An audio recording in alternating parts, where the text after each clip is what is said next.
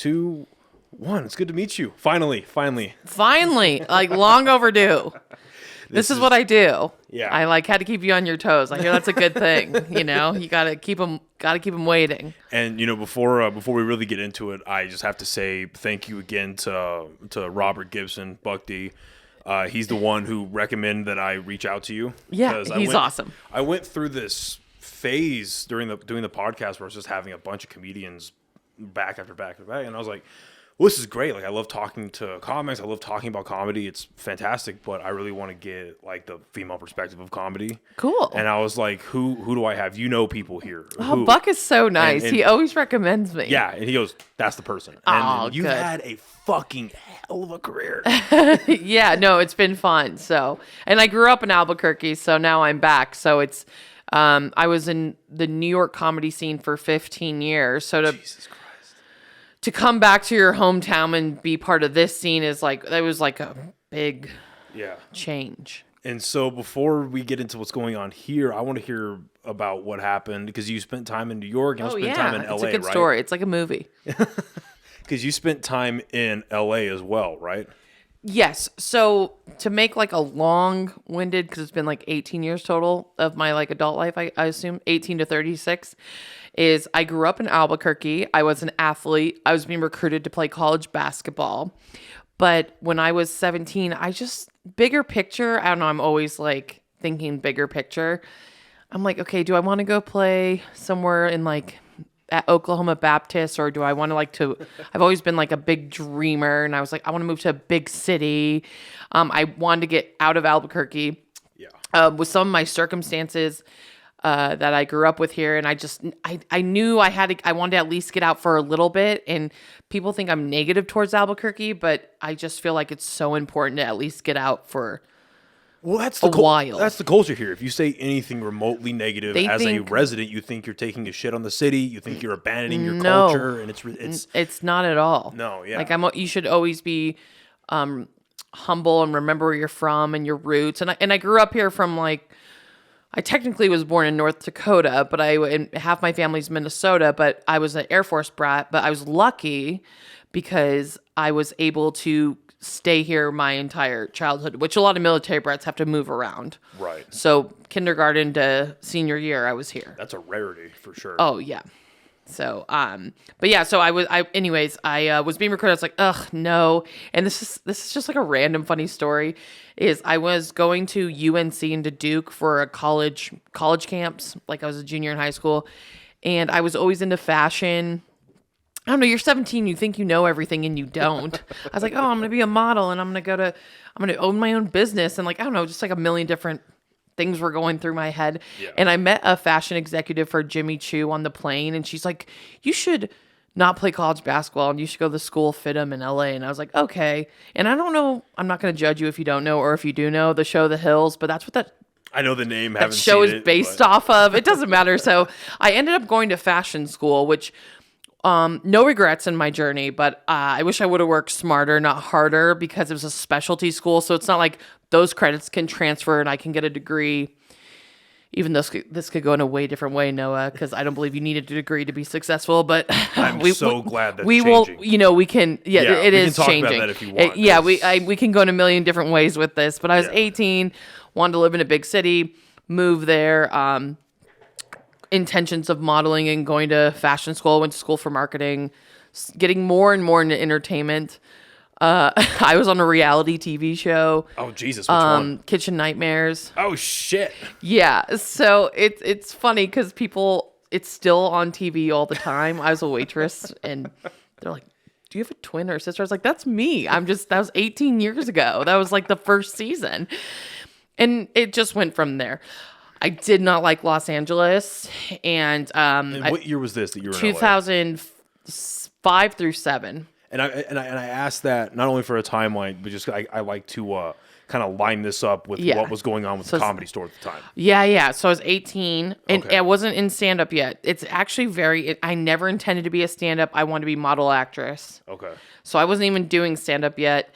And what's weird is I didn't even go to like a stand-up comedy show when I was in LA, and I was really into like, you're actually gonna love how I got into comedy. I'm proud to announce that the podcast is now officially sponsored by the fine people over at Chop Chili Company. Guys, this is some of the best chili you can get here in the state of New Mexico, and they are online as well as in stores. They can be found at Smith's, Albertsons, Sprouts, John Brooks, and Lowe's Corner Market. They have 3 amazing flavors that you see here, and they also have frozen green chili that you can get online. Go on over to the website, chopchilico.com, and get yourself some amazing chili today. Hated LA though. Came back to Albuquerque briefly after college, and I was like, I cannot live in Albuquerque. And again, it's not the negative. I just can't. It wasn't my scene for when I was 21, about to be 21. Yeah. My roommate from LA was in New York, and she's like, you should move to New York. I was like, okay. I had like not a lot of money, not a job, not anything. I got on a Amtrak with 2 suitcases. Nice. Some friends donated money to me, some family, whatever. And I just like went and moved to New York. And my mom was like, what are you doing? I was like, I don't know, but I'm pretty adventurous. That's awesome. That's I mean, sick. Listen, the 36-year-old me would have done it way different, but actually this has been a fun ride. So I'm in New York trying to figure it out. And a couple months in, so this was going into 2008 to 2009. I was going around the city. I was just trying to make friends. I was like, what am I going to do in life? Like trying to find like a day job. I became a nanny.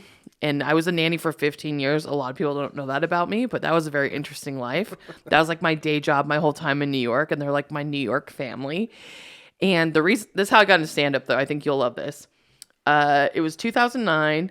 I was walking around New York, and I was working with other models, and I became a club promoter, which they pay you to party in New York, or they pay you to bring hot girls to club. Right. I was like... Because promoting is just like, bringing attractive people. Right. But I'm a hustler, and I'm like, this is genius. Do you want a creepy guy getting girls to come to a club, or do you want like a girl to get the girls to come to a club? It's all a side. It's all a side. I was like, okay, and you get to drink? Like, this is freaking awesome. Because I'm broke, too. I was like, I get to drink for free and just bring a bunch of hot girls and get paid. Whatever. You just think of every kind of side hustle you can in New York. There's like, it's incredible, actually, that you can do literally anything and get paid for to do in like a city like New York City. Right. So anyways, I'm going down. I've never been to a stand-up comedy show. I don't know if you know the term barking yet. No. People have usually learned it off the HBO show Crashing, but basically in New York, they have comedians who are working their way up, which I would like to teach this to comics and other scenes. Besides open mics, they're outside on the streets trying to get audience built inside. Outside being like, hey, comedy show, comedy show, comedy show. Andrew Schultz barked me into a comedy show. Oh my fucking... Oh, I'm talking... That's beautiful. I'm talking Andrew Schultz, and if you don't know who Andrew Schultz is, you live under a Pull rock. your head out of your ass. Okay, this is 2009. Hey ladies, $1 Bud Lights, free comedy show. Come on down. And I was like... I've never been to a stand-up comedy show. And you go down, and if you're a real comedy nut or like know anything about this lineup is insane. Like, a lot of people haven't heard of Colin. I don't know if people have heard of Colin Kane, Nori Davis, Yamanika Sanders, Andrew Schultz.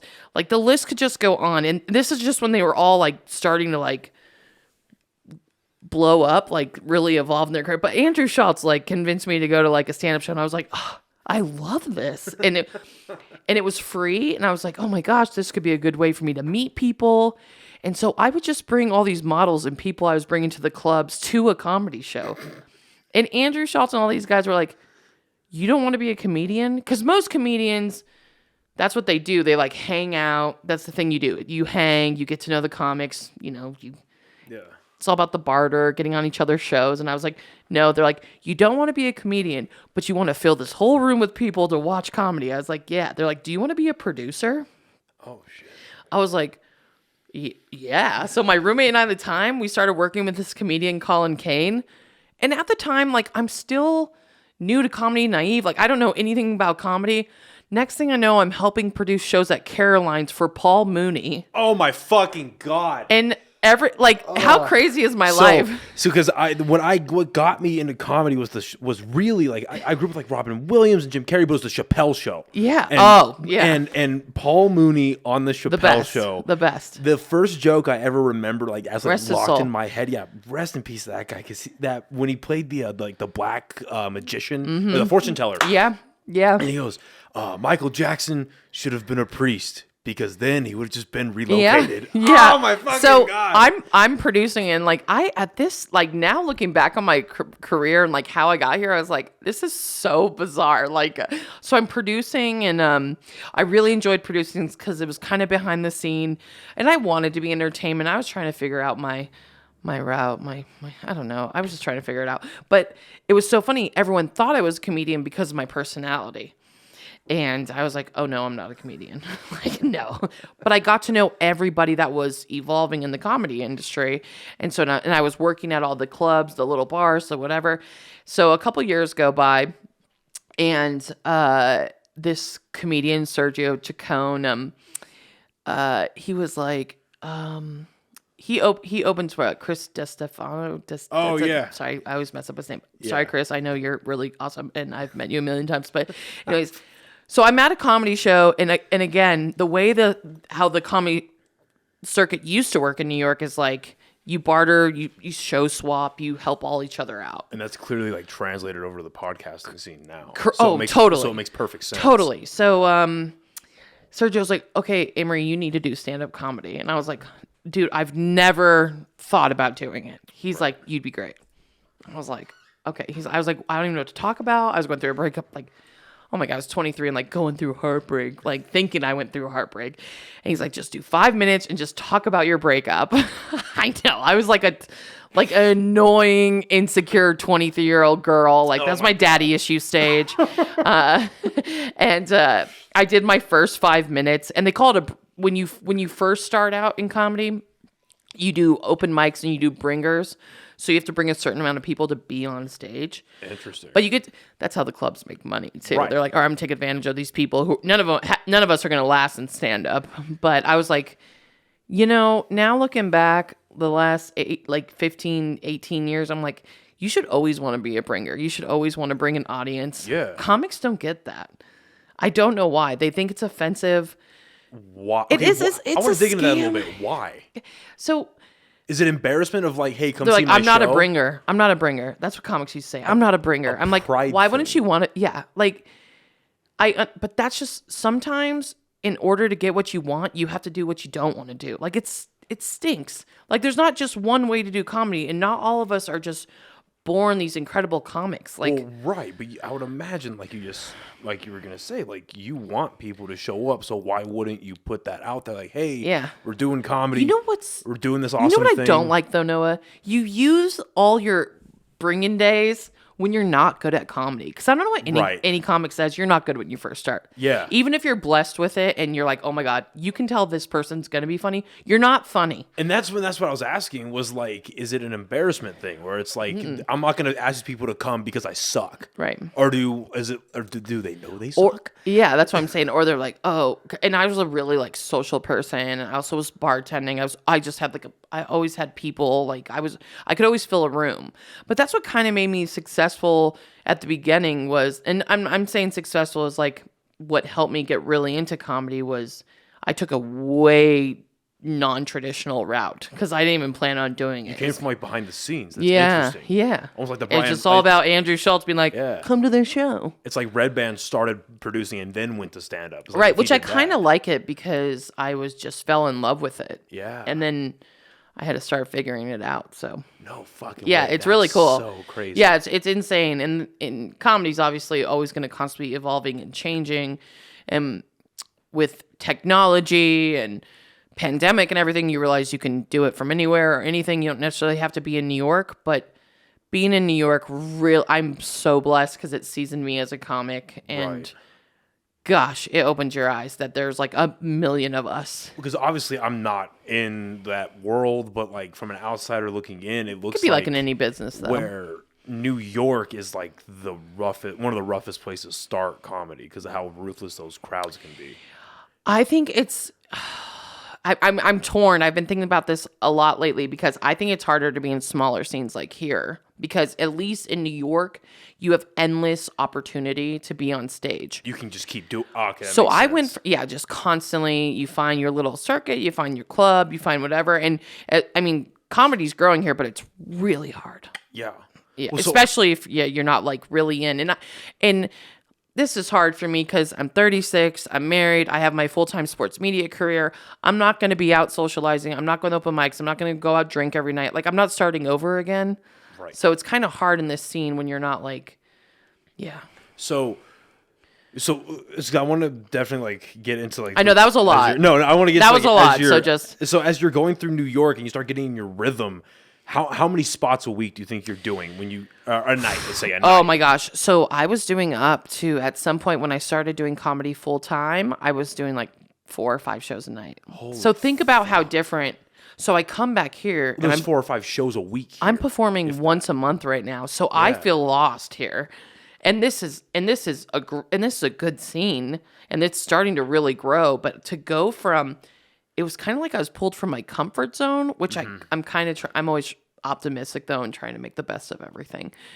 That's just who I am. But it was really crazy. Like I had guaranteed spots every night. Right. I had guaranteed money like coming in, like everything with comedy. And how long did it take you to get to that point? It took 8. I would say at least 8 years, and then 10 years you really become like You're in it. pretty solid.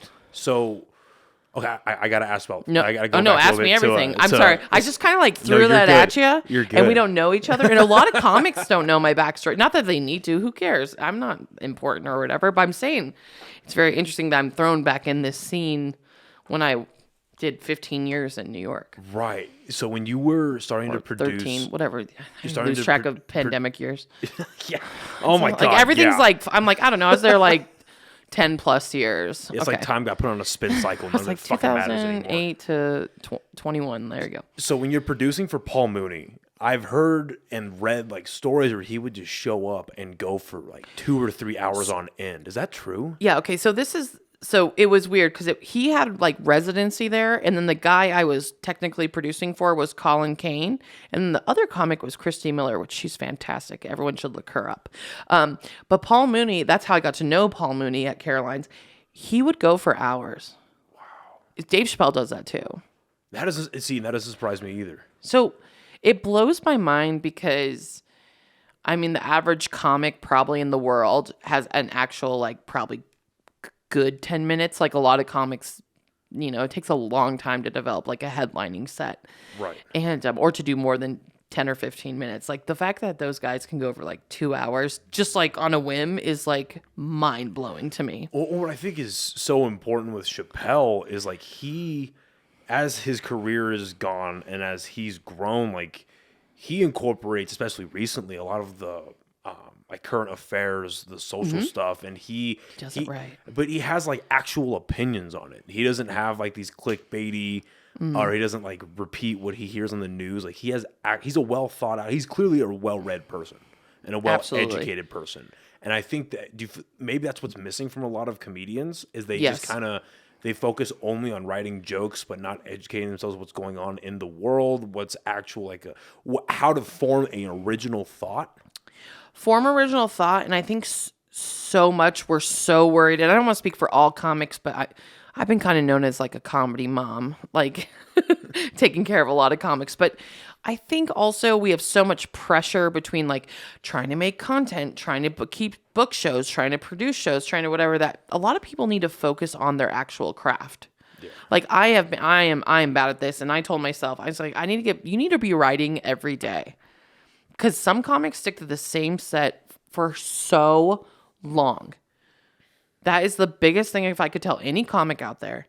Unless you are filming a special or recording an album or doing something where you have to like polish it like every single day, you better not be doing the same jokes. Like after a year. But even then, I would imagine when drives me nuts. Let's say you do a special, you do a comedy album, you have to trash all of that, right? And I know Bill Burr, Louis C.K., all these guys do it. Got a really good Louis C.K. story, too.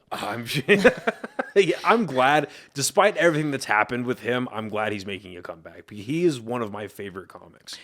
So I was one of the first females to perform with him after The insanity. the insanity happened, after everything. And the Hollywood Reporter, this is what I can't stand media either. The Hollywood Reporter interviewed me about it. I'll tell you the story. I'll tell you what the Hollywood Reporter did. But so I'm known as an MC. The guy who got me on this Buck T, he's a really good MC as well. And it's a particular skill in comedy, and it's a really good skill to have, but not everyone can do it. But I was known as an MC in New York. So I'd be MCing at all the clubs in New York City, and I never know who the lineup is. I just show up and they give me the lineup. And, I'm in New York, so they'll be like, okay, Jerry Seinfeld's popping in, or Jim Gaffigan might be popping in, or they'll give you every club's different, but they'll be like, okay, if the light's blinking a couple times, we call it our light when you get lit. That means a guest here. Like, we got to get someone on stage, whatever. Okay. So I get there. This is after all the Louis C.K. stuff. I get to West Side Comedy Club. That was one of the clubs I was frequenting at the time. And they sat me down. Like, when you're like getting broken up with or fired, they're like, AMarie, we got to talk. And I was like, and it's kind of like my own, I'm like an independent contractor as a comedian. So you're like, what do you mean you got to talk? You're firing me? Like, you're breaking up with me? So they sit me down like, we just want to make sure you're comfortable. I was like, with what? They're like, Louis C.K. They're like, Louis C.K.'s coming in. And I'm not taking it from anyone who's been Me Too'd or whatever, but like, they're like, Louis C.K.'s coming in. And I was like, I'm in. Like, right. I was like, let's do this. This is my job. Yeah. And yeah, it was so funny. So it's like Louis C.K.'s there, and I'm like, as a host, you go up to your comments like, all right, what's your name? What's your credits? Is there anything you want me to say about you? And he was like, I think they know, like, live with pants on. It's Louis C.K. You know how awkward he is, and then like, of course, like all the trolls on the internet, like, oh my god, he shook your hand. I wonder if it was the hand. He, like, so that got me like, oh my god, when people found out I hosted for him and I was a female, and of course, media tries to tear everything apart and make everything look awful. The Hollywood Reporter, I have all these medias, radios, a TV in France, like, like everyone's reaching out to me. And like I said, I'm not that big a deal. I just thought that was funny just because of that moment when that's a normal night for me hosting, and like maybe a big name comes through. And the Hollywood Reporter's like, just to let you know, AMarie, we're not going to put your name in the title. We're going to put female comic. So it's like clickbait. I'm like, right. Oh, hosted for Louis C.K. Right. So that is so ridiculous. And this is how ridiculous the world is and media is no one, I could tell no one truly read the article. They're all trying to cancel me. They're saying I support, don't support women. Like, people came after me, and I was like, you didn't read the article or like even saw what I actually said about Louis C.K. It's incredible to me. But that was like a really great moment, and that was one of the most inspirational sets I've ever seen. I'm not like commending him on what he did, but to go through all that, he went back on stage. It takes me like months to polish like a good 10 minutes. He went on there with his new material, and it was like ready for TV. Like it freaks me out how talented they are. Wow. I was dying. Well, like I was dying. And what I like about him even more now, again, after everything that happened, was that he talks about it pretty openly and talks about like how it affected him. The set, and the first thing he said was like, it's really awkward when your mom calls you and she's like, so I read the news. And it's just like, I have such a dark sense of humor too, but it was so funny. Holy fuck, that's crazy. Yeah. So with all of your experience in comedy and then coming back to Albuquerque, like, what's missing? Because I love comedy. I want it to grow here. I talk about it as much as I can because I fucking love it. I love going out and seeing it when I can and all that. But like, what is the struggle in making it grow here? Like, because it feels like there's something missing. So I was super ambitious when I came back, and there is something missing, and I'm going to get to the bottom of it. But this is what I can say. Coming from a big market, I almost feel like we're not taking advantage of being in a mid-size city. Being in a mid-size city is fantastic. It used to be my favorite places to perform all over the country because it's not too big. Because in New York, people care about comedy, but it's oversaturated. So it's like, all right, whatever. I can see a comedy show wherever I want. Like it's not. Being in a mid-sized city like Albuquerque, we should capitalize on because there's not a lot going on here. And there is, but there isn't. If Albuquerque, I'm from here, I'm a Burkania, but y'all get so mad at me. But the narrative here is so negative. Yeah. And it's so weird. Land of tomorrow, we're talkers, we're not doers. And just everyone has really good ideas, but we don't execute them. And you know what? I'll keep saying that because I see it every day. Yeah. But I think we are making movements. And having people like Sarah Kennedy, she was in New York for a while and then she opened the comedy club here downtown. Having a comedy club here is a start. Yeah. Having a couple rooms is a start. But it's really tough. Yeah. It's really tough here. Well, and I've talked about this with a couple of the comics, with some musicians here, artists that like they're post-COVID, there's this like renaissance of art happening, Right. and entertainment happening in Albuquerque. Yeah. And whether it's because the government's in the way or the economy's kind of shitty, it's forcing the artists themselves to do it. Like they're not really People are still going out though. People are still spending money. Like I Right. know like that's an excuse. Also, we need to set the bar in comedy. And I'm not saying I'm the answer, me, Buck, Sarah, people who have been doing this or at a different level. But you people are invaluable because you have that experience. Right. And that was just to name a few. There's like 10. Yeah. 10 to 15. So it's just like we have to kind of educate the comedy community here. And there's people like Sarah and Buck that are trying to like just to name two of like 10 or 15 that are actually trying to do stuff though. Well, I was saying, in all fairness, they're the ones you see, like, one of them open a fucking comedy club. The other one's hosting all of these different shows of all these different kinds of flavors. Like, they are trying. You're right. And it's hard because we might not have the money, except if you're at, like, the Kiva Auditorium to bring in, like, bigger acts, but we need to start small. That's what I like about Dry Heat Comedy Club, the new comedy club here. It's because it's, like, a 60-seater, which is great. It could be for up-and-coming headliners. Yep. Because 60 is hard to bring like a headliner in here for them to sell tickets and to make money, but it's a good start. And that's where I've been trying to figure out, Noah. It's been really hard for me. And we need more quality shows, and comedy is earned. And I know we have such a small scene, so you're trying to help everybody get stage time, but just like everyone needs to take a look at where they're at in comedy, and just like you're not a headliner. Like some people just think they're a headliner, and be real with yourself. Like you need to work on your craft to become a headliner. You shouldn't put yourself out there before you're ready. Like I won't headline unless I'm like ready.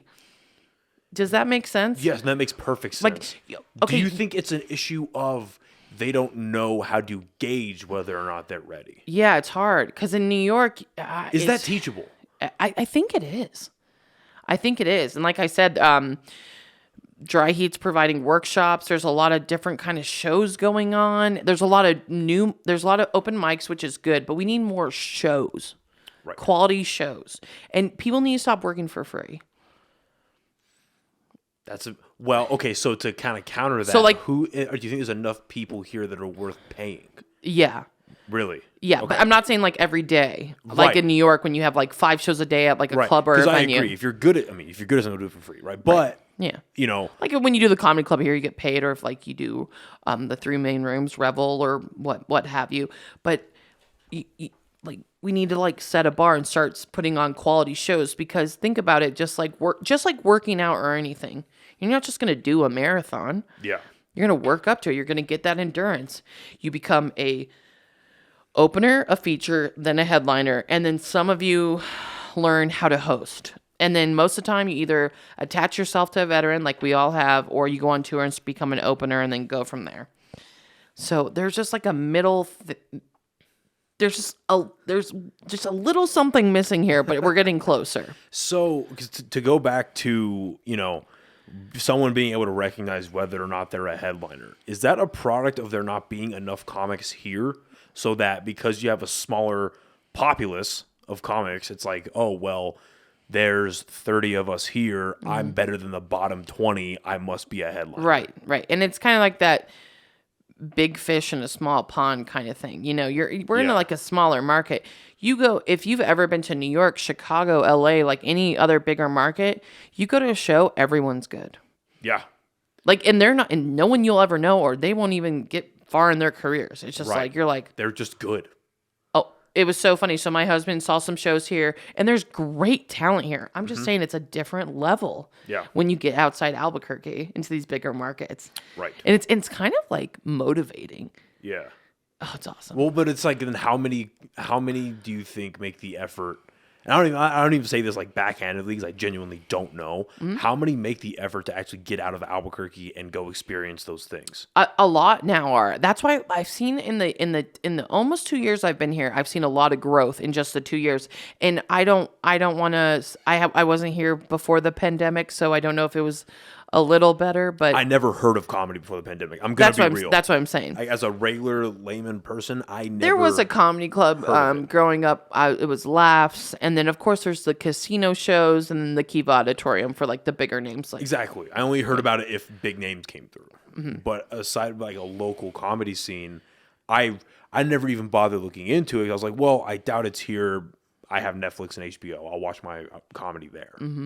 But I love that now there are people going out and doing it. I mean, to be at a club or any kind of decent venue in New York, you have to audition and get passed. Right. And I'm not. This is where I think people don't understand what I'm saying. I'm not saying I don't want us to be New York. I want us to be Albuquerque, but I want us to change the narrative here. Yeah. It's a negative narrative here. Yeah. But it's so funny. We're kind of like self-deprecating as like Burkina. Well, because like, it's hard. I'll be real. It's hard not to be sometimes. Yeah. But I mean, I'm from here and I grew up here. I get it. But it's just like funny. It's like we got to move on. We can shit on us, but no one else can. Yeah. Like we can shit on ourselves, but like no one else can. Or I'll fight you with my Zia tattoo. Like, and I'm from here, so I'm allowed to say all this. But like that's why I laugh. Like, I'm just like, okay. I'm not trying to save. I'm not saying I'm the savior or I'm freaking Dave Chappelle because I'm not at all. And I took, like I said, I'm a unique comic versus most because I took a way different path. My focus is sports. What may be, but I see what works, and I told you my resume and just a few things that I've experienced. And so I can try to help people. And that's what I'm trying to do. I'm trying to help the community as well. And there needs to be more people like that because I feel like right now, the general, with the exception of the people that I've spoken with here on the podcast, like generally it's just like, it's all for myself. It's for me. I need to do what I can for myself and get the hell out of here. Rather than, hey, this can be a feast, not a famine. Like we can do everything for the community, build this up, and then the best of us will, do what they're gonna do either way. Yeah, and I'm looking at other mid-sized cities. I mean, Austin like blew up, but like Indianapolis or I date like little Cleveland, like smaller but Minneapolis. Like I feel like we could get up to that standard. And we have one club that's good. And I know we are recovering from businesses, but people are still going out. I mean, Marble Brewery is filled every week, so we can fill other places. Just we need to get people's priorities, and we need to get majority of people in Albuquerque, I think now with technology and Netflix and all this stuff, they're going to expose the stand-up comedy, and they like comedy, but they're not ready for comedy. Comedy's the thing. So it's almost like an ambush here. Like, also like breweries. And I try to tell this all comics too. When you're producing, you demand stuff because you're just giving your free time to these breweries and stuff, and they just have people that happen to be there. They have built-in audiences. Yes. This is just one example. So like, you're just working for free. Right. And you got to start somewhere, but I hope people understand the difference of what I'm trying to say. Is like, we have to start having standards here. We have to start auditioning people. We have to start like, really till people are ready to be on stage, put them on stage. Well, again, and do you think the reason why, how do I put this, like why people who might not be ready to go up, the reason why that's happening is because there's not enough people to do it. So it's like, we got to fill a lineup, might as well. Yeah. There's this, I was looking up before I came here. There was There's this thing called One Liner Madness. I saw that. That's going to happen February 19th. I saw so that's that. like all the comics in the city. That's everybody. Like I saw that roster and I was like, yeah. So I was trying to see how many people are there. That's like the comedy scene. That flyer. that's everyone. And again, no offense to anyone that not on that. I'm just saying that would be like the scene to me here. There's comics that do. There's people who do comedy here that aren't on that list. I don't know. Holy fuck! I haven't gone through the whole list yet, but yeah. So okay, and it's funny you bring that up. So what is that supposed to be for people listening? Okay, 'cause this will come out on Friday. Also, I'm also like I say a sports comedian because I don't like saying like sports analyst, personality comedian. I'm like it's all combined into one. So if you guys have ever seen like the March Madness bracket for basketball in March, it's basically you're matched up against you're seated against another comedian. Okay. And you do a one-liner, and whoever has the best one-liner goes to the next one. Isn't that so cool? Interesting. And this is going to be really good because one-liners are tough. Yeah. Because a lot of comedy now is like stream of consciousness, storytelling. I mean, how often do you see like one-liners anymore? Like you know what I mean? Like Hardly you don't ever. see that ever anymore in comedy and stylistically. Interesting. So who put that together? Like how did that Sarah come about? Kennedy, and I will just keep saying her name. She is like the queen of the president of comedy here, the mayor of comedy. Like she's doing just so many positive things. It's like everything I'm saying, but she's executing it, and I'm so proud of her. And she wants to do it, and she's doing so good. Yeah. No, I went to Dry Heat's opening. Yes. I went when Buck was headlining it. Awesome. Me and David went. That's awesome. And it was a great fucking time. See how you start small? Like we're just like, all right, small, cute club, and let's evolve and make it something more. Right. Get people coming through town. Nothing big. Yeah. You know what I mean? Accept who we are right now. Let's evolve and keep it going. And so to anyone that's listening that maybe is thinking about doing this or want to throw their hat in the ring like an open mic or whatever, what would you say? No. Open mics are the way to go. Just listen, I didn't ever think I was doing comedy. Like my journey is so different than anyone I'm way different. You start at open mic. Yeah. And just get there and go to as many as you can that are available in your area. And so many comics are so nice and so supportive. So they'll help you too. They'll tell you where to go, what to do. Yeah. It's like a little family. Is there, and should there be some sort of like mentally like, okay, I'm ready to do this, or is it just like fucking do it, just get it out of your system? Like, because the reason I asked is like, so I used to be in film school, Yeah. and something one of my professors told me was like, you're gonna be shitty, like if you're because Yeah. I want to be a director, and so I was like, okay, you're gonna be shitty at this for the first 10,000 hours. Yeah. Get rid of your 10,000 hours of shit. That's the same with comedy. You're not you can be likable, you can be funny, but you're not funny. You're not funny when you start. You think you are too, because that's what I'm saying. Like all my like real friends and family who saw me when I'm like, come see me. But now they're over it. They're like, yeah, cool, you're doing great. But like we saw you year one. I'm like, oh dang it. Come now. But yeah, no, you'll know. It's a weird, you catch the bug or not. Yeah. And there's some people out there, like, you know, if you have it. I think I hope people understand that. Like, you know. How long does it take until, in your opinion, generally, like, is there like, because there's also that question too. It's like, well, how long do you have to be doing something like stand-up comedy to actually call yourself a comedian? Because you start throwing words around to so many people, it's like everyone has it, nobody has it. Yeah. So it's like porn stars. I'm like, when do you get the star? Like I was asking the other day, I was like, porn star, like do you just become a star one day? Like that's not a joke. I literally was just a thought I've had. Yeah, well, yeah, exactly. OnlyFans is like an open mic, and then you like, wow, I'm making $10 doing this for 10 minutes. But no, so oh man, yeah. So in your opinion, who is the greatest comic to do it? Mine's Dave Chappelle. Yeah. Yeah.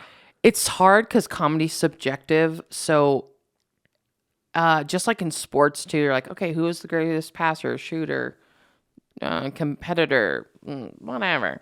But like Dave Chappelle for me is just like the GOAT. He has done, God. No, we're on the same He page. just blows my mind. But there's so many that I love and that I think are up to my Dave Chappelle might be someone else's Bill Burr or right. Well, because George Carlin or Because the list, the list could go on. Right. Because, yeah, I grew up on, like, Chappelle's Show. And, like, eras. So that's what I grew up on, too. Yeah. And I can relate to him because I like stream of consciousness comedy and I like observational. And so. Or some people might hate Chappelle. They might love Seinfeld. They might hate Seinfeld. They might like... Right. What have you? Well, because I remember watching Chappelle's Show when I was a kid, and then my first like real experience with like watching stand up was Bill Burr. That dude blows my fucking mind how good he can be. And then I remember Great guy. like as I grew, of course you fucking met him. I performed with that at the Comedy Store. Oh my fucking God. So what? How was that? Great. That was amazing. When was that? That was okay, so right before the pandemic was my best year in comedy. Literally, September 2019 to shut down was my most successful 6 months in comedy. And you were in LA at that point? No, I was asked to go to LA to go to the Comedy Store for New Year's. Oh wow! With one of my really good friends, Corinne Fisher. She has a podcast called Guys We Fucked with Christina Hutchinson. Holy shit! Yeah. So they were on. You should watch that Rogan. I know you're a Rogan fan. You should watch them on Rogan. It's a really old episode, but you'd love. I was gonna say their name sounded very familiar. Yeah. So when you got to go and perform there, I mean, did you get to speak with Bill Burr? I briefly because I was hosting. Yeah. That's so fucking crazy. Yeah. Like, I think it's also just weird, even though I'm used to it. I'm in the scene. I'm doing it professionally. It's still weird when you have those moments. Like you're like, oh my gosh, hi. Because like I adore him. Like I love his comedy. So right, because I remember because on the Chappelle Show, especially when you watch it now, like you see a very young Bill Burr, you see a very young Joe Rogan, and I never really because when I was growing up and the whole like Mencia thing happened, I just knew what Mind of Mencia was, and then I heard he stole jokes, but I never really knew about it. But then now that I've grown up and exposed myself to a lot more of it, I never really understood how important Rogan was to all of that. Oh, so good. And his stand-up is so good. I know politically now everything is ruined, but... I don't know. I think that dude is the definition of uncancelable. Like if they can pull out a compilation video of you saying the N-word and you still have the biggest podcast in the world, you're untouchable. Well, and it's just crazy. Like my husband was talking about this the other day. He's like, Joe Rogan posted a picture of him like smoking ribs and it got like 3 million likes and like exactly like nothing. Like it's crazy. But I just appreciated. I rewatched Joe Rogan's stand up recently with my husband. I was like, God, I haven't seen this. Like, I need to like rewatch it as like a comedian now. Right. So wow. The ones on Netflix or they were on his Xbox. I don't know where they're from, but they were on his Xbox on like a hard drive from like a long time ago. So good. I appreciate it though. But the hard thing, I'm like the sports girl. I'm known as like part-time bro, which became my brand because I was a tomboy my whole life.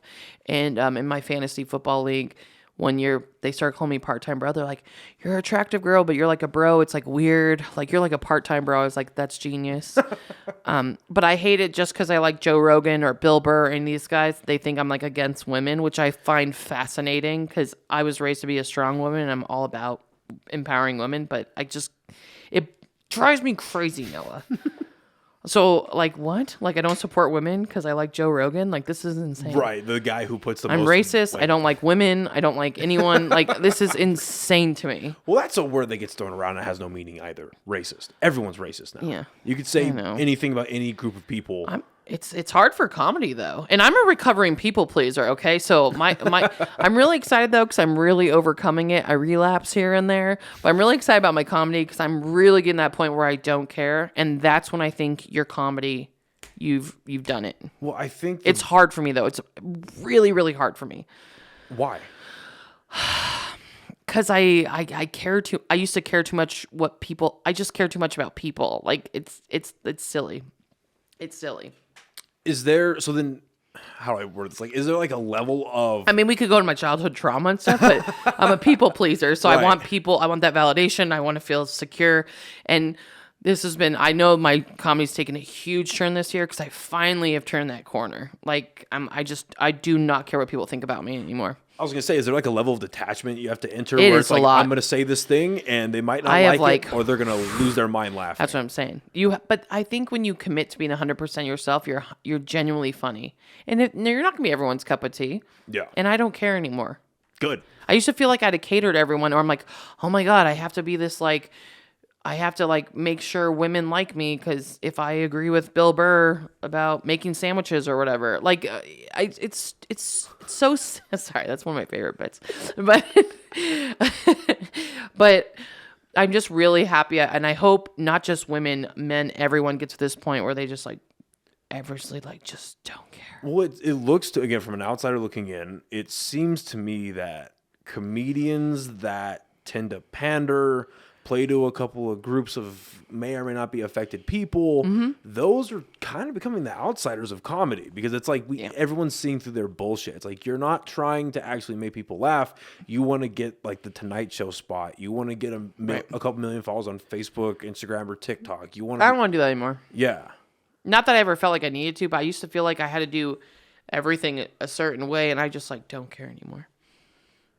I'm very excited to see what happens with my comedy this How year. liberating is that? It's very liberating. Oh man, I feel like free almost. Do you feel like, or now that you're in this spot, is there any jokes that you would have made in your past that you're kind of bringing back? Like, okay, maybe 5 years ago, no, but now I will talk about that. Oh, I have journals full. Can't wait. Don't worry. Everyone come see me and cancel me, please. And I'm not, you know what's funny about my comedy? It's like I'm a personal, observational, day-to-day comic. I'm not even that edgy or dirty or raunchy. Yeah. It's just, I'm going to take it there though, because I want to. Well, the top, again, just maybe it's just because I'm in that bubble of like Rogan, Bill Burr, Hinchcliffe, all them. I like where you're at. The top comics right now, Andrew Schultz, good God. The top comics right now are those who don't push the envelope. They just tear it to pieces. Right. And they throw everything at the wall. And what's great about it is 90% of it sticks. Right. Like I'm sure he has, but I would be very surprised to hear that there was a time in his life where Andrew Schultz was consistently bombing. Right. Oh, because and if you are a comic out there saying you don't bomb, yeah, oh, give me a break. Because he is so seamless with what he does. You have to bomb. You have to learn to fail. Right. That's anything in life. Well, except how society is now. It's like everyone just gets catered to, and you can just you're perfect or it's okay. Like we're just. Ugh. I will say this though, just in my professional life, just like going through jobs and working. Like that culture, the way it's bled over, especially post-COVID, because I feel like there was this time between like March of 2020 until about 5 months ago, 4 months ago, where people were like, well, everyone's hiring. Nobody can hire people. So therefore I can fuck off at my job and no one's going to fire me because guess what? Who are you going to replace with? But now that's starting to change and all the laziness slowly but surely is starting to get hope kind so. of whacked. It makes me sad. Well, because like even I've just got a new job in November and there was some extreme laziness going on where I work and people just getting hacked left and right. And I just feel like that's slowly starting to change where it's like, no, if people actually, if you're not worth your weight in gold, you're going to start getting. I need lazy people to stop and cancel culture. Or I love how people make it so personal about them comedy. I'm like, you really care that much what Bill Burr says? Like you're making it all about you. It's like a virtue signaling thing. Just like calm down, dude. Like people are so self-centered. I'm like, yeah. I've had people come and tell me after like you shouldn't talk about your dad that way or you shouldn't talk about. I'm like, it's my deal. Like don't worry about it. Like then don't. And also, if you don't like comedy, don't come to a comedy show. I was gonna say you can turn it off. You can walk away. Buck did my most recent show. I have a monthly show at 377 Brewery now every second Friday. Shameless promotion. Someone came and Buck is a killer. Like if you haven't seen Robert Buck T. Gibson in Albuquerque, please go do it or wherever you are in the country. Someone after the show like told him what jokes he can't do or shouldn't do. It made me so mad. She wasn't oh my God. He was like, oh my God. And you try to be so respectful, but like you're just like, dissing our craft. You know what I Right. mean? Like, Well, don't do that. But the extreme ignorance that it takes to say that, it's the weirdest. Because I think about people that do that. Because I could never imagine doing it. Because first of all, I have so much respect for anyone who does it, who goes up there and goes, I'm going to try. Yeah. Fuck being like professional or a regular. Like, I'm going to give it a try. I have the utmost respect And if for you're going to cross that line, you got to do it perfectly. But that's just perfecting your craft, though. Yeah. But then, like, again, just the weirdest blend of inflated ego and ignorance that it takes to tell someone what they can and can't say in any situation. Because I've caught in that doing this. It's like, oh, that's really funny. Oh yeah, I've caught it doing this, and I'm like, I have an audience that's about that big. You can see your way out. Watch, like, don't come to this comedy show. Like, don't, like, and that's what I'm going back to too, is just not caring. I can't. Not everyone's gonna like me, and that's okay. Like, yeah, it's fine. No, it's just, and like I was saying a little earlier, like I just think this could be, and on the mainstream, it is just a really good time for real comedy to come out and show its head again. Yeah, I think because at first we all had that fear, just like the pandemic or whatever. You're like, oh my God, comedy's gonna die. Like, I was so scared for how sensitive, or if like the government was gonna try to like take control of comedy. Like, what's that? I don't know, but I can't believe sometimes at clubs. I remember right after when we were able to get on stage again. I remember clubs were telling you like what you can and can't talk about. And I was what like, were some of the wow. subjects? It was mostly politics, like the president and stuff. Okay, so it's interesting you say that. I was going to ask, like, because I'm not a pro-Trumper and I'm not against Trump either, but like, I'm very moderate. Like, I think majority of the world's moderate. It's just we only hear from the extreme right or the extreme left. I'm very down the middle, and I'm conservative with some things. I'm liberal about some things. Well, most people just don't want to get fucked with. But that's also most people. That's majority of the country. It's just media is trying to turn us against each other. But majority of us are pretty logical, simple creatures who are like, okay, and you care about certain subjects, but you're not like burning down or whatever you're trying to do. Yeah, not everyone's storming the fucking Capitol. Yeah, or burning down businesses. Like, it's most of us, I have faith in this world, that are just like straight down the middle. So how much of that do you think was accelerated by the Trump presidency? A lot. Because what did comedy look like before Trump? I think it was like the easy button. You know how like it's almost like sex. It's like, and I'm not saying you can't talk about sex, or because people like to be vulnerable at comedy shows and like talk about stuff that they don't want to talk about, stuff you're thinking, and we just say it. Well, that's the best comedy. It's like you just said. But sometimes the it's kind of the I've easy had. button to go to like down the sex route, or the Trump route. It's almost like the easy button. I was gonna say, on the topic of sex, that seems to be a common denominator amongst a lot of female comics. Yeah, and you know what's sad is because do people blame us though? Because I mean, we're pretty sexualized. Like, I mean, we're the only undefeated thing in this world is excuse me, grandma, pussy. So and we're put on a pedestal constantly. So, and that's what we're known as, and like, you know what I mean? So it's kind of hard not to I understand why women do it, but I think it's almost like a safe route for them. But I've seen the most brilliant girls feel like it's almost being accepted. Do you know what I mean? It's kind of like a guy can be a slut and he's not going slut, but a girl, like, you know what I mean? Like, a girl does it and she's like a slut. Like, you know what I mean? Like, a guy sleeps with a bunch of girls. Yeah, he's cool. Girl does it, slut. But I feel like it's almost, I just hope girls out there, if they're comedians or want to be comedians, like, you don't, unless you want to. I mean, there's filthy comics out there, hilarious. But don't feel like you have to do that. Because I know brilliant women writers and stuff that kind of just resort to that because that's what they think is going to sell. Right. Well, and that's one of the things I was going to ask. I is mean, like, look at OnlyFans. I mean, just like... Because like I felt like a lot of female comics do it because they're acknowledging that they're getting sexualized and they're flipping it on its head. Right. But they think, and then it's turning into, well, if you're a female comic, you have to at some point in your act, no matter how long it is, you have to go down that route. Yeah, they feel like they have to be dirty or talk about periods or whatever, but...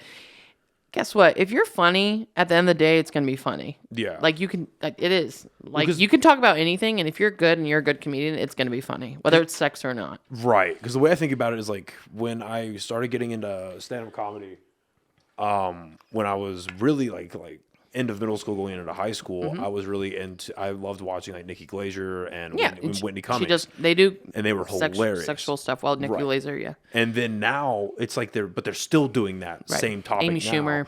Amy Schumer was a whole other beast. Like, how the fuck did that? She's literally the female Mencia. Yeah. Like, how did that go unfixed for so long? I don't know. And then now she's doing these weird reality shows on TLC or some shit. Yeah. Hey, sometimes you got to survive. We've all done some weird stuff. No, but I'm saying, though, I think women in general feel like they have to be that way. Yeah. And just like on social media, too, because guess what gets the likes, though? Guess what gets you attention? That's what sucks. That was the uglier side of that. It sucks because if I put a picture of myself saying something very intelligent or giving a sports take and I'm not like all done up or whatever, but if I put a thirst trap out there, I'm getting on everybody's algorithm. I'm getting likes. Like, it's just the way it is. Well, and then the ugly part of that, too, unfortunately, another ugly part of that was when the Facebook whistleblower came out and how Facebook had like actual data and numbers that showed that Instagram was not only targeting women between the ages of 18 and 25, 26, but they actually had data on like how it was causing anorexia. Yep. That's fucking wild to me. It's bad. Well, because we are constantly comparing ourselves where there's filters and like you see these young, hot TikTokers and influencers and I guess OnlyFans, like whatever. Like, so you're just constantly comparing yourself and it's at art like every day. It's bad. So the positive impact of social media on comedy is pretty obvious. Yes. But what negatives have you I think it limits people to coming to see you perform because like I hate when people are like, "Oh, your stuff's not on YouTube." I'm like, because again, I don't work for free. I try to keep up and put maybe like I think it's smart to put clips or maybe a highlight of a show, but it's also your material and people can steal it. It's not good. That's my opinion. It's worked for other people and you can make money being on the internet and getting clicks and views. And I think it's positive because if anything, what I've learned from the pandemic is like, you don't have to be like in New York to make it. Like you could really just do comedy from here. We could do it right here, right now. And it could be accessed to like 1 million people around the world. Right. If it just hits the algorithm right, gets shared enough of that good stuff. But I hate that I wanted to. I'm going back and forth. I can't stand social media at the same time. It messes with my mental health. Yeah, I'm in the same boat. Because I get too, like, I'll get into a rabbit hole of bullshit. God knows what. Yeah. But it's also important for my brand as like a sports personality and a comedian. I want to like promote stuff, and I'm like, do I really need it though? Like I keep convincing myself I need it, but I kind of don't want it. What would be the way out? I know it's hard. I'm honestly, this is something I want to talk to my therapist this week. And you and anyone else I come across this week. I was like, do I really need social media to be successful though in this business? I've been really this has been the question of the week, by the way. Do you see a way out of it though? Because of how interconnected all I'm of trying that to is? look what would be the alternative? You know what I mean? Like as far as promotion. I guess that everyone's success is different too. Yeah, just I guess what social media used to be is you like MySpace was supposed to be for like music, Facebook was for college, and then you have these other like Instagrams for brands, not individual people. Like, right. Like, so it obviously got abused and overused now, but because I felt myself having a real social media problem going. Like the only reason I should have it is because I'm actually a public figure in society. Right. Like, why do I need it otherwise? Right. Like, I don't need it. If I wasn't a public figure and I just had a personal page, like I didn't need it. Well, because I felt myself having a problem going into the pandemic. And then right around the time the George Floyd riots started happening, I was like, oh, okay, we're done. The COVID riots, nope, fuck this, we're done. Yeah. I felt it messing with me, so I got rid of it. But then, and that was in like June-ish of 2020. And then in October, very shortly after, I started doing this. And this is the only reason I have my social media again. Like I probably... Well, a podcast, yeah. I would have only kept... You're getting content out there. Exactly. I probably would have only kept Facebook Messengers to keep in touch with people. Right. But other than that, I mean, there is not a net positive outside of this.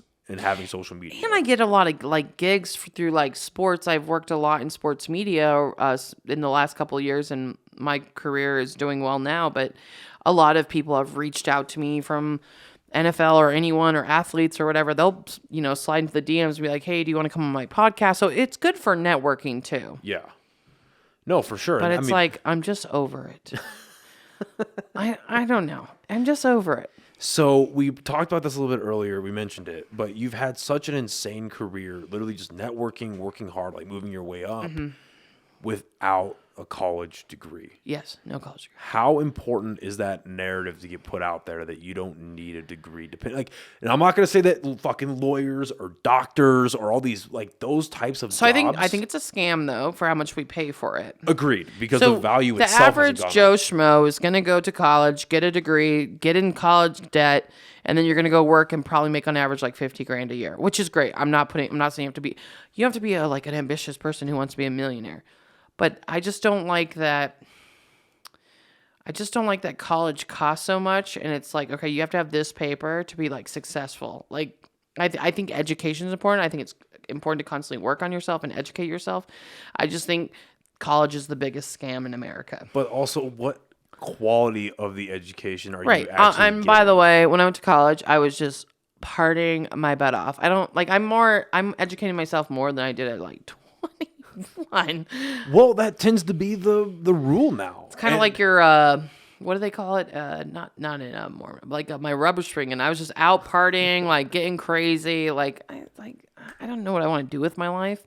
Right. I feel like 30 is when you should actually decide your career. Actually, should be able to vote. Like when you reach 30, you're like, wow, I was an asshole in my 20s. Like, I thought I knew everything and I didn't know anything. It just sucks you have a really good metabolism. But besides that, like, 30 should be like, all right. I think, like, everything, adulthood should start at 30, not 21. Oh, God, fuck. That made me feel a lot better, tell you what. Sorry. That would make me feel a lot better. Also, there's so much pressure. Like, I used to have to be like, all right, by 30, I've had to make it. I'm like, no, you're going to constantly be remaking it your whole life, Well, and that's another thing that's been perpetuated by social media. I can't stand it. You're only seeing, because people, like... Can't compare yourself. You're your own competition. That's what comedians need to learn here, too. Stop comparing yourself. Stop talking shit about other people. Focus on yourself. Put your energy towards yourself. I can't stand that, by the way. Do you feel like that's a very ego. Common trope here? Ego and self-esteem are two different things, and people don't understand that either. You got to be careful with your ego, because we all have an ego. I don't care what anyone says. Yep. And then you have either high, low, medium self-esteem. You got to learn how to balance them. But just compete with yourself, man. That's been my biggest lesson this year. And there's not one version of success. Not one way to do what you want to do. There's not one way to podcast. Not going to, I mean, you can look up to Joe Rogan, but don't compare yourself to Joe Rogan. Be Noah. Yeah. Oh no, I can't. Just some people get in denial. Like, I'm not going to be Whitney Cummings or Dave Chappelle, but I kind of like what I'm doing. Yeah. I think once you get to that, you're in a really good place. Well, and so the YouTuber, Mr. Beast, he's been making his rounds on a couple of podcasts, and he went on Lex Fridman's. And he said something that really made a lot of sense, kind of like what you just said. Like, if you're gonna try to copy, if you're gonna try to copy what I'm doing, you're not gonna do it as well as me. I'm sorry, but you're not. But if you do your own thing, you'll figure that out. It's a lot easier to be yourself than it is to be some figurehead person that's already made it, has got millions of dollars, and this, that, and the other. But I think there's a lot of utility. You're right in leaning into what you're good at, practicing it, getting better. And then eventually expanding that. Because if I've learned anything from fucking doing this, is, if you build it, they will come. If you keep working at it, you keep doing your thing, it's going to grow one way or another. Some may be faster than others, but I thought this was going to last like 2 months. I did not think this was going to become a fucking 2-year process. But that's also, isn't that just life rule in general? Like, you should have goals and be ambitious, but just keep your expectations low and just enjoy the ride. Like, I used to be too hard on myself. I'm like, okay, I have to be on TV. I have to be famous. I have to have a Netflix special. I have to have whatever. And I was like, once I started focusing on just what I love doing, I have a full-time career in sports media now, and sports is what I love. That's why I'm saying that. Like I was like, okay, I love hosting, and also it led.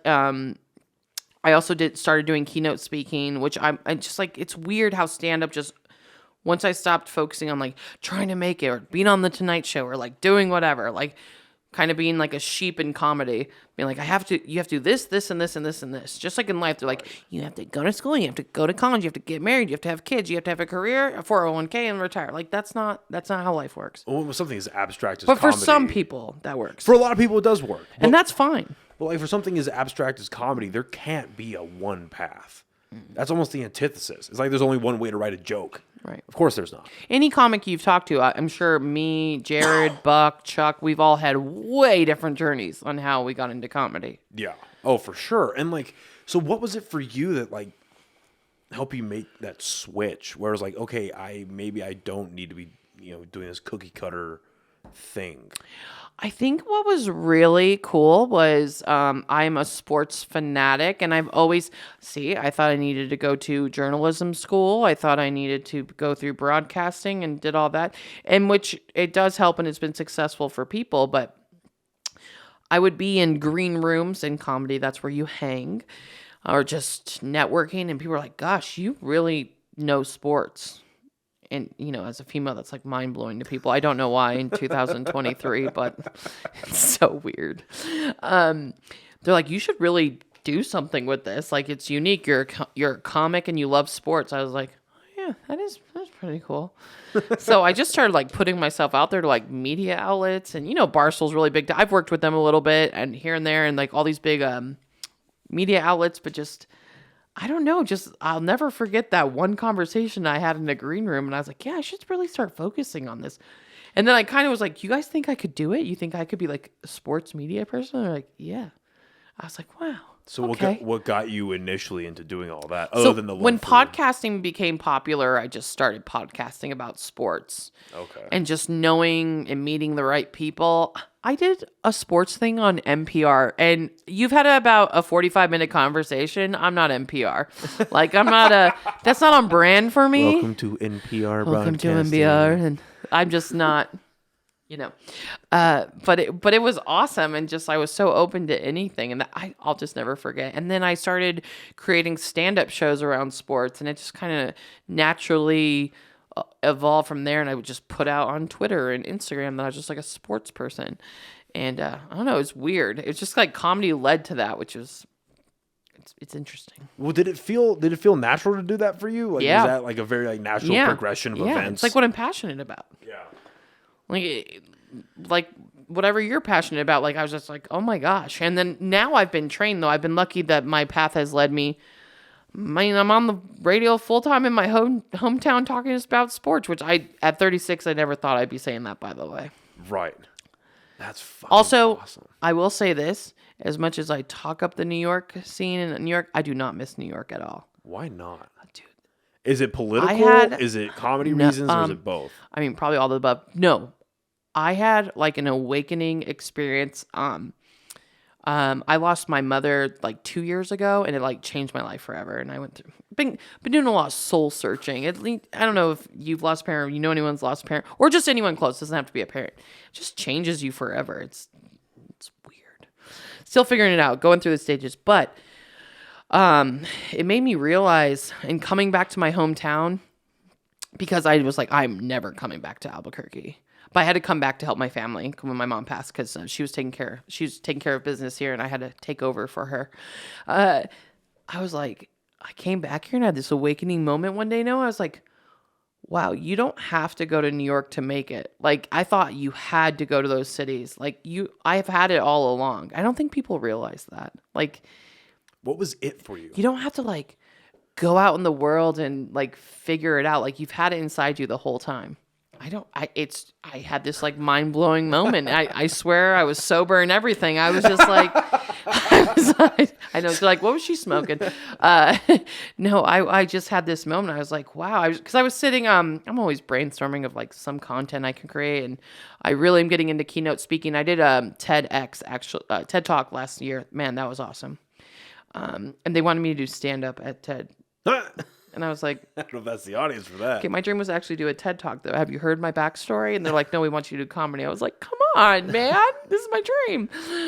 So I did stand up at TED, which was very fascinating, too. Anyways, I just realized, like, it's just funny. Like, the movies, everything they tell you, like, you have to move to a big city and you have to make it. And I'm like, nah, I already made it. You already make it, like, in life. You don't have to, you already have it inside you. You don't got to go find it. Well, I think that idea that you have to go out and do these big grandiose things right off the You bat, don't. that suppresses so many people from even trying. That's what I'm saying. Because it's like, well, how am I going to go out? Because the average, let's be honest, the average lower income family or household here in Albuquerque, they even thinking about that is such a fucking fever dream or like a pipe dream.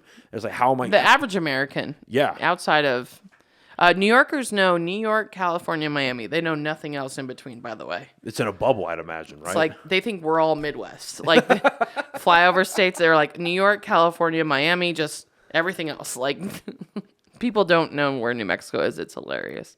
So what, like, yeah, I was trying to think about, like, as you've been talking about your experiences in New York, because obviously the culture here, you said, we're all very like self-deprecating and stuff like that. But like, what can change? Like, do you see what's the potential here to get molded and to like get altered into something that's more like? It's not imagine. For instance, one of my favorite podcasts to listen to is fucking Kill Tony.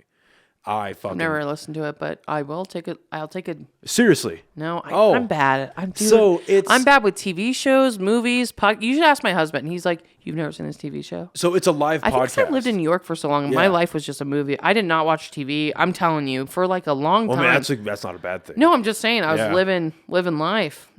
I like my life now. I watch all the TV now. So check it out. It's a live podcast. Okay, Kill Tony. I'm on it. Yeah, that they do. Everyone's gonna make fun of me, I know, for not knowing even what this is. Well, because it's hosted by Tony Hinchcliffe and Brian Redband. Okay, I'm sorry. I swear I'll be on top of it. And they do a live podcast in Austin, and every week they bring in comedians as guests. And the whole format, it's like an hour and a half. And they have a table that they sit at. Their guest is there, and they have everyone from like they just had Rogan back on. They've had and they have like 3 regulars that do it all the time. I'll do it. It's really good. Okay. And like their last guest from this past Monday was Tom Papa. Okay. And it was fucking fantastic. Okay. And what they do is people sign up for the show and they put their name in a bucket. And they draw the bucket. They do like maybe 8 comics or like 8 spots a night. Cool. And it's like they have 60 seconds to do a stand-up bit, and then they interview them afterwards. Oh, that's cool. It's fucking awesome. And I think we should have done that. If Albuquerque could get to something like that, where it's like a nurturing community, and like there's people that are encouraged to go try it, I think it could be like a revel. That could be a real fun time. Totally. I also want to keep, because I think people get defensive when I say it's a negative place here. I just feel like it's so, what's the word I'm looking for? People kind of settle. Complacent. I don't know. Complacent? Complacent. It's a land of entrapment. Land of entrapment. Like I said earlier, land of tomorrow, land of mañana. And it's just, I want to change. Like, this could be like the coolest little quirky town ever. Yeah. No, it definitely could be. Like, cause I'm not trying to like save it or anything. I'm just saying there are a lot of positive sides of the culture, like but they really cool artsy place. Like this place is amazing. I just don't know what it's gonna take. Well, it gets suppressed, and I know it's violent and poor. I was gonna say, like, in my opinion, it gets suppressed from 2 angles. It's the violence, and then it's the lack of strong leadership in government. And 100% agree, by the way. That takes anything like... Because even if you have a bad idea, stick to it. I just feel like the government doesn't stick to any of the ideas they have here. Interesting. And they just leave things horrible. And it's like, when's the last time something new was tried here that actually stuck? Or let alone worked? And... Or things don't last here. So... Yeah. I guess isotopes are the longest running product here right now. But I'm just saying, like, an idea will come here and then it'll last and then it'll like fade out. Does that make sense? No, that makes perfect sense. And I mean, a lot of that was unfortunately snuffed out by the pandemic. And so it's tough for anyone to open. Like when I heard about Dry Heat opening up, I'm still excited about it. But I was fucking elated. Yeah. It's like, I hope this doesn't fucking die. And I remember before the pandemic, before my mom passed, she was telling me, like, she'd always try to convince me, your parents, like, come back home. Yeah. It's Santa Fe and Netflix is moving here. And, she's doing the mom thing. Yeah. But she was telling me, like, and I've even spoken to people downtown and stuff. They're like, no, it was really starting to grow and they're building a lot and bringing a lot of businesses. And I think bringing in Netflix and Amazon and all these things. I mean, this is building the economy and bringing in transplants. I mean, that's great for the city. Yeah. But so maybe it is the pandemic. So I shouldn't really speak that much about how negative I think this place is. It just makes me sad. So is the plan right now for you to stay put for a while, or are you looking? No, I'm going to leave. Yeah. But it's not because I don't like Albuquerque.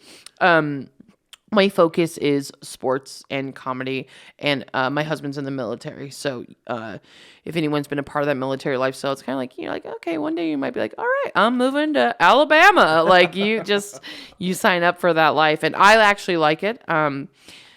But in up to about 2 years, but I really am making the best of my time here, and just growing up here, I hope I can give back with my platform and contribute to the sports, comedy, art community, and just my community in general. Well, and I think that's also a message that needs to get kind of propagated a bit, because people think, again, my opinion, the culture is kind of like, well, what if you hit like a certain level of success and you can move out? A lot of people, the mindset's like, oh, what, you're better than us now? See, it's true though, but you never want to start growing. Okay, you should never be settled in your job. You should always be looking for another job. I don't care if you're the happiest person alive. You should never stop growing, evolving, or looking. I'm constantly looking for new stuff or creating new, and you don't have to be like a freaking ambitious dreamer, whatever your passion is. I'm not saying you have to be up and take over the world every day, but don't limit yourself. Grow, yes. Grow into it, because I understand why. It's a small market though too, so a lot of people move here to start off and then they get hired by a bigger company somewhere else. That's not a bad thing. Well, right. Own who we are. Own being a mid-sized awesome city. Yeah. No, I totally agree. And we're not a big city. We're not a small city. We're this little mid-sized city, and we need to capitalize on that, because it could bring in a lot of great things. Affordable living, businesses could boom. We just got to get over whatever this pandemic. I was gonna say, well, how do you capitalize on that? What are the biggest perks that you've seen of a mid-sized city that has a rich culture? So I think because you're not okay. So like I said, in New York, there's a lot of competition because you have a comedy show in every block. If we had a comedy club and a couple other shows running, it helps build it, and so that's where people should go for their entertainment. Yeah, it's not oversaturated. You're yeah. Because I feel like a lot of the comics here, they're at the mercy of the breweries of when they want to do a comedy night, when they feel like opening a mic or stuff like that. But yeah, it's obvious. The more clubs you have, it was this is the only thing we do here is comedy, comedy and drink. You come here to do that, and you're not at the mercy of a secondhand venue or a third party. I guess a third party, an ambush show. Yeah, we'll let you. Sure, why not? We'll let you do it. It's gonna Yeah, cool. Awesome. Which I think it's great to use these venues, and obviously these venues want to switch it up or bring in new business or bring in new customers. But I'm saying though, let's capitalize and make it really good here. Yeah. And that'll attract more people to come in or people to come through here, and you get bigger names in here, and just help slowly. If you build it, it'll grow. Right. I just find it so interesting how much art and entertainment has come out of the pandemic. Yeah, go ahead. That's what I'm saying too. Also, let's look at sports, for example. Okay, this is what I don't get about Albuquerque either right now. Coming back. Yeah. Men's level basketball. So good right now. That place is sold out. If we suck, no one goes. I've never worked in a market where that happens, by the way, in sports. Really? It's like bandwagon fans almost. You're bandwagoning onto your own state? Yeah. Isn't that funny? Man. I never thought of it that way. United is a new hot product. It's really good right now. But what happens if they keep being bad? No. I'm talking about standings in their conference. I'm not. Right. They're a good team. I'm gonna get so canceled too. Oh man. So what do you think, if that's such an abnormality, what do you think causes that? Is it the attitude of the community? Yeah, Is guys, it like, you should support your city, your teams, whatever stage they're at. Just got to keep it constant. So what draws a crowd then here? I mean, winning. Well, to say like, because if it hasn't been happening for so long, why is this exploding? Stop it. It's okay. You're blowing up. Popular. I'm such a bad texter. Oh my god. But like, so what? I'm trying to figure this out with you, by the way. These are just been questions in my head. I'm like, so interesting. Like, obviously people want to see teams win. I just think it's interesting that, for example, this is the first time the men's level basketball team has been good in a while, and they're selling out the pit now. I'm like, why? How can we get people just to support the community no matter what? It sounds like to me, just off the top of my head, that it's an economic problem. It's like, well, we don't want to waste our money watching people lose. So, like, there's terrible teams in, like, the NFL, but their games are still going to be sold out. Do you know what I mean? Yeah. That's probably, it's a horrible comparison, but it's also the NFL. I know. I'm just saying, like, I've been to other cities where minor league baseball teams or whatever, just like, it's always full. Or just like it's always popular. El Paso's big for that. Yeah. Yeah. Well, they're pretty good though. The Chihuahuas. Right. Yeah, the Chihuahua. But do you get what I'm saying though, Noah? My whole point is like, I get your point. We gotta stay loyal and not be bandwagon on something. Like we get really into something and then it fades off, or violence comes in. Yeah, because I feel like entertainment, sports wise, the only thing that's really stuck here permanently has been fighting. Because we're obviously the home of Jackson Wink. We've got Holly Holmes, John Jones, Diego Sanchez still doing his thing. And a lot of people are moving here, so I do think we're on the right track post-pandemic. Yeah, I hope so, because fuck, like that's why nothing. But who's going to invest in here if no products last? Exactly, and like because I have plans on moving out and going off. I personally would like to move to Austin and go see what that town's like. Great city, but it's tough because I want to stick around and see what happens here, but it's like, how long do you hold on for until the ship sinks? Right. You know what I mean? Mm-hmm. I don't know. It's just an interesting thing, and that's why people like you, Sarah, and Buck, who have traveled around, done things, that because it sounds like to me the idea of leaving your hometown, doing great things, then bringing knowledge back, bringing resources back, like, is something you just so like we went on a voyage to do, right? Yeah, and it's like it's something people can't do, but like, for you guys to come back and actually show that's going to pay back in dividends. I'm cross my fingers, but I hope that pays back. You know what I mean? That's an actual investment that you guys can make and be something that's positive. Because how do you know how well Dry? I've always been curious about that. Yep. How well Dry Heat's been doing? Yeah, I'm very close with the owners, and they just know what they're doing. And they know Albuquerque, and they know what's going to work for Albuquerque. They're not trying to be New York. They're not trying to be Chicago. They're not trying to be LA. That is just what like fills my heart with joy. And they're trying to help the community. They're trying to help these comic grow. We actually, Sarah and I were talking about this. We want to start a program. I don't know if you want to call it a program. We switch it. We bring New York comic, like we switch, like in The Holiday. I don't know if you've ever seen that corny ass movie, but anyways, you switch. So you bring like 5 comics to New York and bring New York comics to Albuquerque. Student exchange program. Yeah, that'd be sweet. And because it is so different when you go perform in New York City, or just like these comics will have a hard time performing in front. Albuquerque crowds aren't easy. You know what I mean? Well, right. So I mean, yeah, it's gonna be. I hope that actually happens in the future. I'd love to take a handful of good comics here and take them to New York, just like and help them do shows. That would be. I mean, that's the best way to fucking network. You know how hard it is to do. I mean, it's hard to do ambush shows in front of drunk people at breweries here. So sometimes. define an ambush show. Ambush show is like it's not a built-in audience. It's at a bar. Oh, okay. And you're just yelling over everybody because no one's there for the comedy show. There's a comedy show there. Right. Does that make sense? Yeah.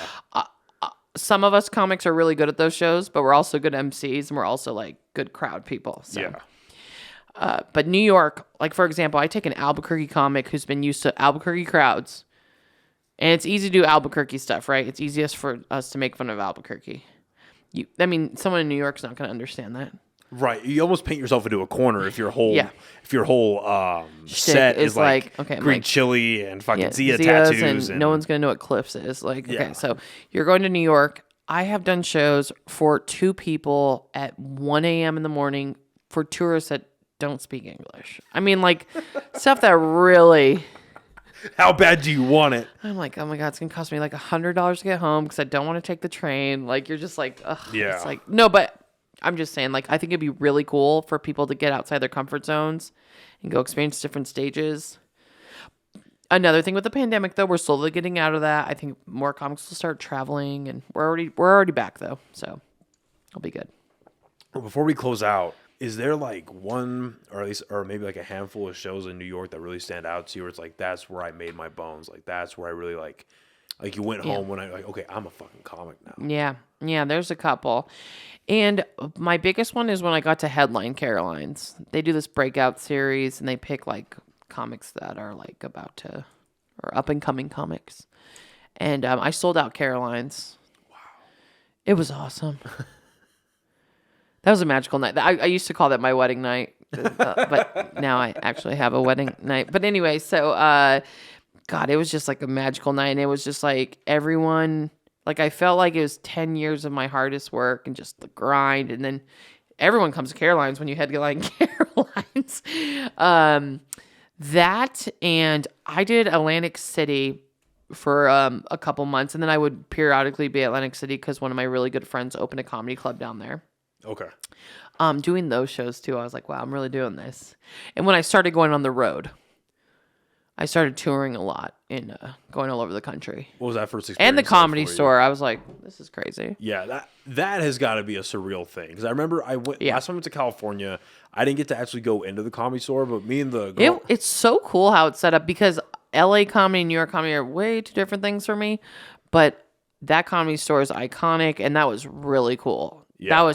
That was a really cool experience just as a comic. It's like euphoria. But I just like the setup because it's also a good hang. Because most comedy clubs you can't hang at. It's like you're in and out of the show. Maybe you're at the bar for a drink before the show, but there's no like hang. Comedy Store is a hang. Right. Yeah, there's a big area where you can like just chill. You don't have to be at the shows. That's awesome. Yeah. It's pretty cool. Well, listen, this has been a blast. I know. Sorry. We went all over the place. No. And it's like hard to like dive into like 10 million plus years of comedy. But. Well, and I do love Albuquerque. I know. Oh no, I know. It's just I always want to. Don't you want to surround yourself with people who make you better? Yeah. And that's what I want Albuquerque to do. Well, it's a very cliche thing to say, but you are some of the 3 to 5 people you hang out with, you spend your time with. Yeah, let's do it. Let's do it, Albuquerque. So if you spend your time with a bunch of shitbags, you're gonna probably become a shitbag. But if you spend time with people that, and I'm of the belief like, if you spend time with people that are at least hardworking, ambitious individuals, that'll almost infect you, right? You don't have to, in my opinion, you don't have to hang out if you're going to be a comic. I don't think you'd have to hang out with a bunch of comics, or if you want to be a podcaster, you don't have to hang out with a bunch of podcasters. But you hang out with hardworking people. I think you usually do though, which is really funny. Okay, yeah. But I kind of, like I said earlier, though, you have to remove yourself sometimes. Everyone's different, though. Everyone's path is different. Right. No, I'm just interested in your perspective on this. So, I guess that does make sense with comics, right? You would have to hang out with a bunch of other people that are. Well, you feel like I feel like I have different. I'm not out every night at mics and stuff. Not because I think I'm better. It's just my life is. Your lifestyle doesn't call for it. My lifestyle is very different now in my career. So I can't. Yeah. Like I can't afford to with my health and my priorities. Yeah. So, but. Everyone has their own way and their own path. There's not one way to do comedy. Yeah. Or anything you want to pursue. Well, I've really enjoyed fucking hearing your story and your fucking perspective and No, this is awesome. Oh my God, I kind of rambled and I get to some points. It's like fucking get beautiful. to the punch. That's my favorite part of it. Get to the punchline, man. That's my favorite part of podcasting. I gave you a bunch of premises. I'm like, okay, you're like, and the punch. We're waiting for it. Give us it. Yeah. No, that was almost fucking 2 hours of punchlines. I know. You've had a great fucking. Holy fuck.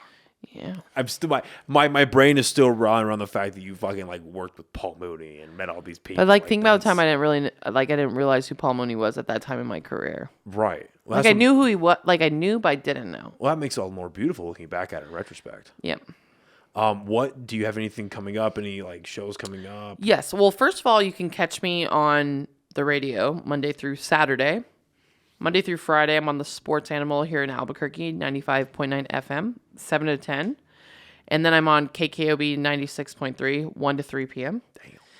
And then Saturday mornings, I have my own solo sports show from 7 a.m. to 9 a.m. Damn. Yeah, you just don't stop.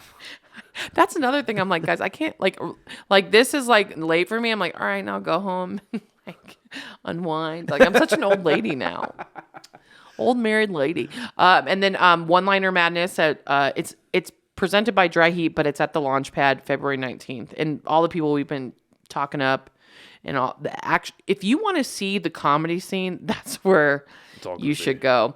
One of my other favorite comedy shows that people should support here. First Fridays at Tractors Well Park. If you want to see what the comedy scene's about here, I just did it last Friday. Play second. It's a comedy competition. They have 10 comics do 5 minutes, and you really get to know the scene here, and it's really cool.